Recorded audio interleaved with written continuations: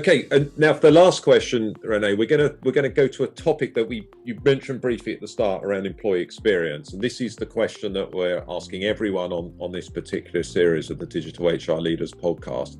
And I'd be really interested to hear your view from the context and the work that you're doing. What is the future of employee experience in 2022? Yeah, it's going to be an interesting journey when you think about hybrid work, all the big things we have on our minds. I think many companies will embrace really radical flexibility, right? In terms of location, in terms of time, in terms of ways of working.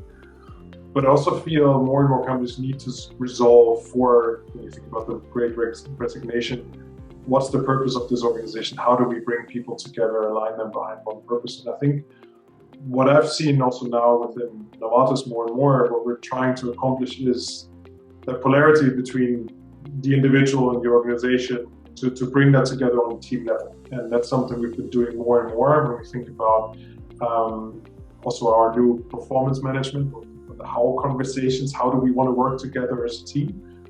And I'm not sure if we're going to see more technology around that or different pieces around how do you bring teams together to work effectively, to kind of be able to be radically flexible as an individual and provide as much flexibility, but still be able to be a functioning, high-performing, purpose-driven team. And I think that's something that we're going to see a lot more communication around versus often what you hear what the entire organization thinks about working in the office from Tuesday to Thursday, which is kind of meaningless, towards, well, how does this team perform best, right? It might be completely different setups, completely different ways of working, etc. And I think that's a key trend we're going to see accelerating more and more. And of course, the skills data ultimately can have a role in helping to shape the employee experience as well.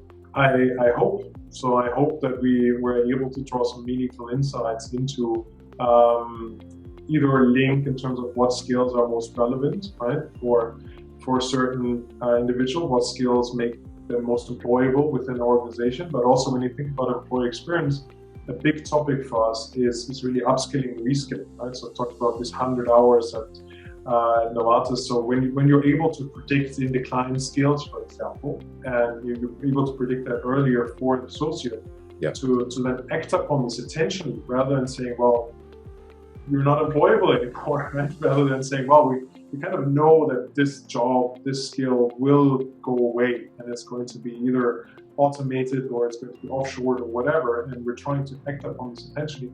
I think that will make a big difference to a lot of associates, knowing that you actively think about this and care for them and think about the development, while we still, of course, need to push for kind of accountability on the associate level to actually drive their own development, right? But I think that's going to be a massive change as well.